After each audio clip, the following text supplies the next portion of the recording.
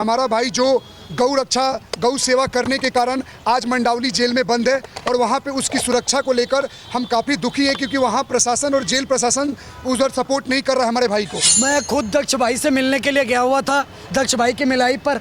तो जिस प्रकार से दक्ष भाई ने मेरे को बताया है, कहीं ना कहीं मैं आपके सामने उनकी भी बात रखना चाहता हूँ। और एक चेतावनी भी पूरे प्रशासन को, पुलिस को और सरकार को भी कहना चाहता हूँ कि अगर हमारे भाई दक्ष चौधरी का कहीं भी पसीना गिरा तो फिर देश के अंदर माहौल खराब होगा। और कुछ शांति दूत और अराजक तत्व जो कीड़े मकोड़े जो जेल के अंदर भरे हुए हैं, वो इसी ताक में बैठे हुए थे कि एक बार दक्ष चौधरी अंदर जाए और हम अपने लोगों से बुलवाकर इसका फील्डिंग सेट करेंगे या इसकी जान से मार देंगे। अगर दक्ष चौधरी भाई को जेल के अंदर कुछ भी होता है तो उसकी पूरी की पूरी जिम्मेदारी कड़कड़डूमा कोर्ट की होगी। किसी जिहादी मानसिकता के ऐसे व्यक्ति ने भाई को कोई नुकसान पहुंचाने का प्रयास किया तो एक डंके की चोट पर उनको चुनौती देते हुए जाने चाहूँगा कि याचना नहीं फिर रण होगा, जीवन जया की मरण होगा।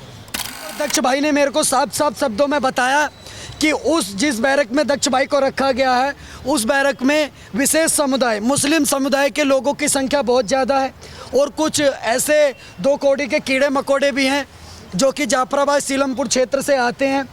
वो भीड़ में मिल करके 50-60 की संख्या में मिल करके दक्ष भाई पर हमला करने की योजना बना रहे हैं और वो कहीं ना कहीं घात लगा करके बैठे हुए हैं कि दक्ष भाई कब उनके हाथे चढ़ें और वो अपना बदला ले सके या उनके खिलाफ उनको हानि पहुंचा सके, क्षति पहुंचा सके।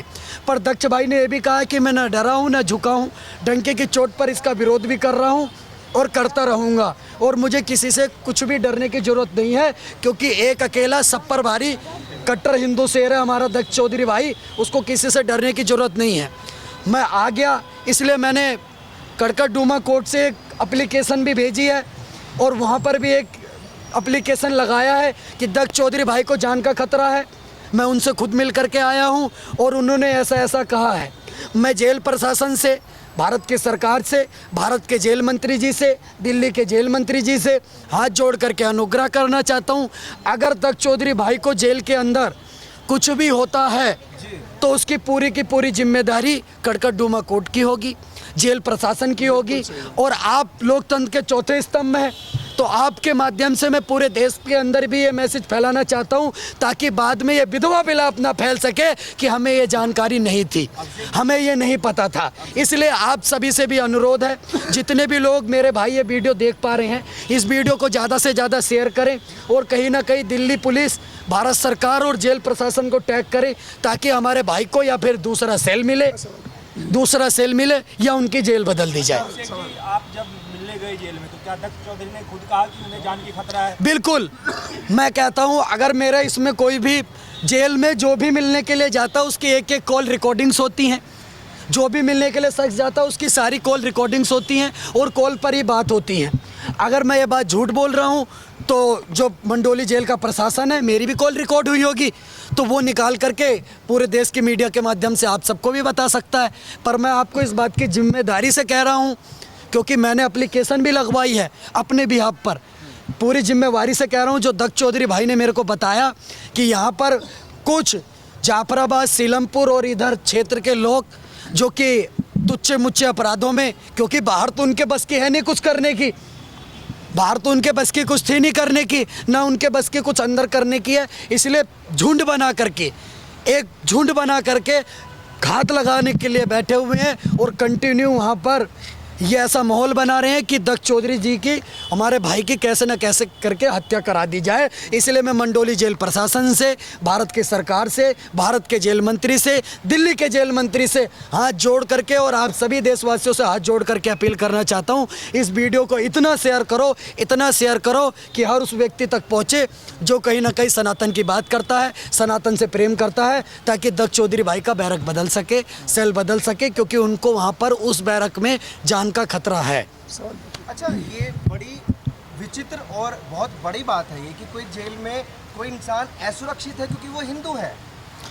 बिल्कुल, आप देखिए जिस प्रकार से विशेष समुदाय के लोग जिस प्रकार से बाहर तांडव काट रखा है, डेली बहन बेटियों के साथ लव जिहाद की घटनाएं डेली आप देख रहे होंगे। आप बताइए जेल में भी इनकी संख्या भारी क्यों है? क्योंकि अपराध सबसे ज़्यादा ये करते हैं अगर ऐसा नहीं करते तो मंडोली जेल प्रशासन रिकॉर्ड दे दे। आप रिकॉर्ड चेक कर लीजिए, सबसे ज़्यादा ये लोग बंद हैं क्योंकि अपराध इनकी नसों में रगों में भरा हुआ है। और शोएब जमाई जैसे लोग, असुद्दीन ओवैसी जैसे लोग और ऐसे कुछ चुनिंदा पार्टियां, समाजवादी पार्टी जैसी पार्टियां इन जैसे अपराधियों को माननीय बना करके पेश करने का काम करते हैं, इन लोगों को बढ़ावा देने का काम करते हैं। इसीलिए जेल की प्रशासन भारत की सरकार से हाथ जोड़ कर रिक्वेस्ट है, एक बात आपके चैनल के माध्यम से अभी मैंने प्यार से कहा है और एक चेतावनी भी पूरे प्रशासन को, पुलिस को और सरकार को भी कहना चाहता हूँ कि अगर हमारे भाई दक्ष चौधरी का कहीं भी पसीना गिरा तो फिर देश के अंदर माहौल ख़राब होगा। इसलिए हमारी बात को माने, उनकी बैरक बदलें या उनकी जेल को बदलने का काम करें, क्योंकि हम 110 करोड़ हिंदू हैं। हम आवेदन निवेदन भी करते हैं, साहब फिर हमारे भाई के साथ कुछ गलत होगा तो हम मौन धारण करके नहीं बैठेंगे, कंटिन्यू दे दनादन होगा इस देश के अंदर, उसका जिम्मेवार शासन प्रशासन सरकार होगी। जय श्री राम। और एक चीज़ और भी कहना चाहता हूँ मैं कि अगर कोई हमारी बात को नहीं मान रहा है, कोई हमारी इस बात को नहीं मान रहा है, हम कंटिन्यू इस बात को उठाते रहेंगे।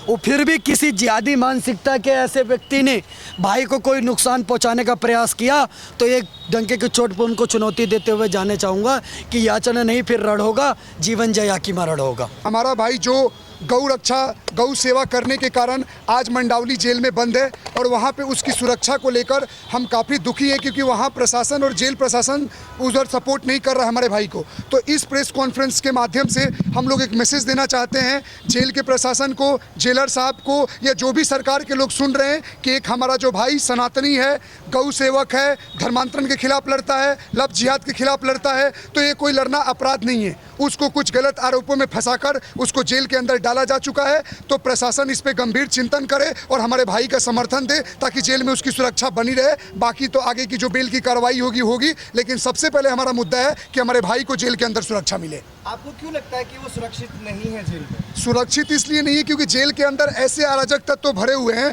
जो दिन रात कहीं ना कहीं सोशल मीडिया पे हमारे या भाई के कामों को देखते हैं जो उनके मनपसंद की होती नहीं है। अब तुम नाम बदल के किसी बहन बेटी को फंसाओगे, किसी को तरपाओगे, किसी को परेशान करोगे, गायों को काटोगे, तो भैया जाहिर सी बात है वो काम उन लोगों को पसंद नहीं पड़ेगा जो लोग इस चीज़ का समर्थन करते हैं। तो और कुछ शांति दूत और अराजक तत्व जो कीड़े मकोड़े जो जेल के अंदर भरे हुए हैं वो इसी ताक में बैठे हुए थे कि एक बार दक्ष चौधरी अंदर जाए और हम अपने लोगों से बुलवाकर इसका फील्डिंग सेट करेंगे या इसकी जान से मार देंगे। तो ये कहीं ना कहीं हमारे भाई के लिए जान का थ्रेट बना हुआ है। तो हम चाहते हैं वीडियो जितने भी ऑडियंस देख रही है, जितने भी चैनल आपके सामने हैं, ज़्यादा से ज़्यादा इस वीडियो को शेयर करो, दिल्ली पुलिस को टैग करो, अब सरकार के गवर्नमेंट के लोगों को टैग करो ताकि हमारे भाई की सुरक्षा बनी रहे जेल के अंदर।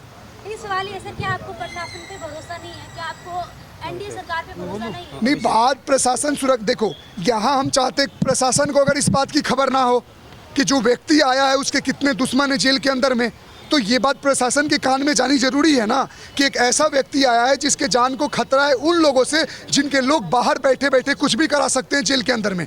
तो यही बात पहुंचाने के लिए हम ये प्रेस कॉन्फ्रेंस कर रहे हैं और आप लोगों का भी बहुत बहुत धन्यवाद कि आप लोग हमारी बात उठाने में हमारे साथ इस मुश्किल दौर में खड़े हैं।